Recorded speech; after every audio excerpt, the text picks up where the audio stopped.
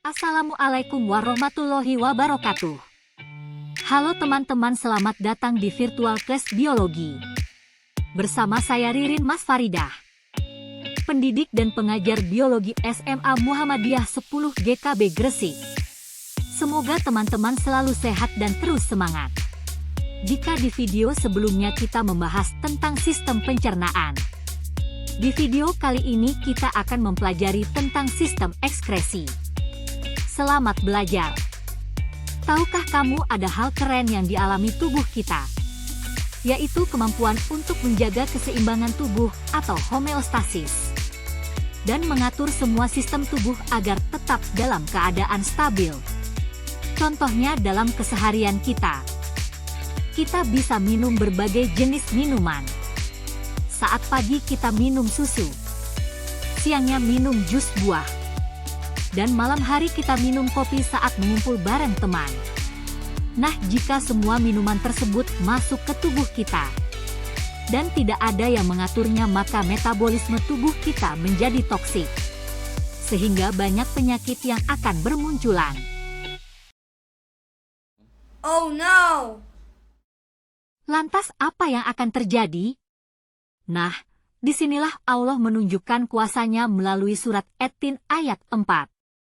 Laqad khalaqnal insana fi ahsani taqwim. Yang artinya sesungguhnya kami Allah telah menciptakan manusia dalam bentuk sebaik-baiknya.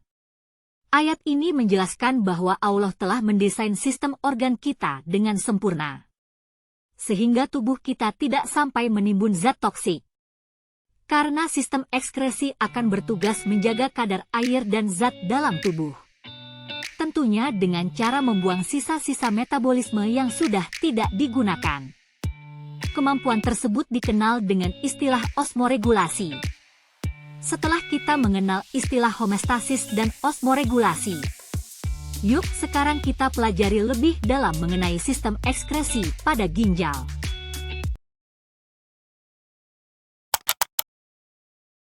Hari ini kita akan belajar untuk dapat menganalisis mekanisme pembentukan urin manusia dan menganalisis faktor-faktor yang mempengaruhi produksi urin.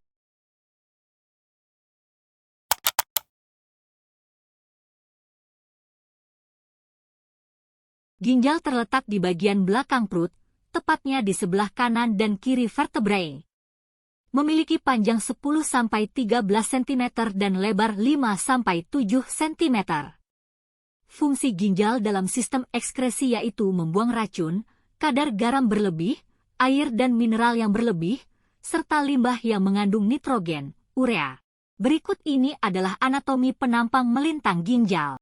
Terdapat bagian terpenting ginjal yaitu nefron. Nefron berfungsi untuk mengambil cairan dan nutrisi dalam darah agar tidak ikut terbuang. Nefron juga menyaring dan mengeluarkan racun dan limbah sisa metabolisme dalam darah.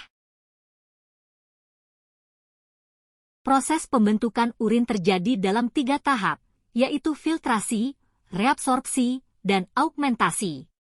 Fase filtrasi terjadi di glomerulus, di dalamnya terjadi penyaringan plasma bebas protein melalui kapiler glomerulus menuju kapsul Bowman. Filtrat glomerulus atau urin primer berupa garam, air, urea, amonia, glukosa, dan ion anorganik. Selanjutnya, urin primer akan memasuki tubulus proksimal dan berlanjut pada fase reabsorpsi atau penyerapan kembali zat yang masih diperlukan oleh tubuh. Hasil dari fase ini disebut sebagai urin sekunder. Kandungan dari urin sekunder adalah urea, garam, pigmen empedu, dan air. Kemudian, urin sekunder akan memasuki tubulus contortus distal dan melalui proses penyerapan lagi berbagai zat yang tidak lagi diperlukan tubuh sekaligus kelebihan air. Pada tahap inilah, urin terbentuk. Tahapan proses pembentukan urin yang terakhir adalah augmentasi. Urin sekunder menuju ke tubulus colectivus. Selanjutnya, urin masuk dalam pelvis renalis dan mengalir ke ureter dan vesika urinaria. Saat vesika penuh, urin dikeluarkan melalui uretra. Tahukah kamu jumlah urin yang dikeluarkan oleh tubuh kita untuk setiap harinya tidaklah sama. Banyak sedikitnya dipengaruhi oleh beberapa faktor, di antaranya yaitu jumlah air yang diminum. Apabila kita banyak minum, maka konsentrasi protein darah akan turun, sehingga tekanan koloid protein juga menurun. Hal ini menyebabkan tekanan filtrasi menjadi kurang efektif. Saraf. Rangsangan saraf renalis menyebabkan penyempitan pembuluh darah yang menuju glomerulus, akibatnya air dan darah ke glomerulus berkurang, sehingga tekanan juga menjadi berkurang. Hal ini menyebabkan proses filtrasi menjadi kurang efektif. Hormon antidiuretik, ADH. ADH adalah hormon yang mempengaruhi penyerapan air oleh dinding tubulus. Apabila kadar ADH dalam darah naik atau berlebih, maka penyerapan air oleh dinding tubulus meningkat. Hal ini menyebabkan jumlah urin yang terbentuk sedikit. Begitupun sebaliknya. Kadar garam. Kadar garam yang tinggi dikeluarkan dari darah supaya tekanan osmotiknya tetap. Penyakit diabetes mellitus. Pengeluaran glukosa diikuti pula oleh kenaikan volume urin, sehingga penderita diabetes memiliki intensitas volume urin yang tinggi. Suhu. Peningkatan suhu merangsang pembuluh abdominal mengerut sehingga aliran darah di glomerulus dan filtrasi turun. Meningkatnya reabsorpsi dan berkurangnya aliran darah di glomerulus mengurangi volume urin. Nah, itulah sebabnya jika cuaca panas, kita jarang buang air. Dari permasalahan berikut ini, silahkan lakukan analisa mengapa hal tersebut bisa terjadi. Apakah sesuai dengan pilihan jawaban A, ataukah sesuai dengan pilihan jawaban B, atau bahkan C, dan bisa jadi pilihan jawaban D? Jawabannya adalah B, yaitu ada ketidakseimbangan cairan yang masuk menuju tubuh dan keluar dari tubuh atlet ketika turnamen. Dehidrasi menyebabkan urin yang diproduksi oleh ginjal menjadi pekat.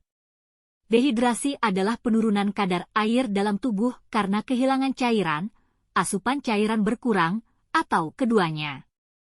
Atlet lebih mudah mengalami dehidrasi karena lamanya durasi olahraga yang dilakukan, keringat berlebihan yang dikeluarkan ketika berolahraga, kurang mengonsumsi air putih, dan lainnya. Itulah materi tentang sistem ekskresi, semoga membawa kebermanfaatan terutama untuk menerapkan pola hidup dalam menjaga kesehatan ginjal kita. Terima kasih sudah menonton video ini. Wassalamualaikum warahmatullahi wabarakatuh.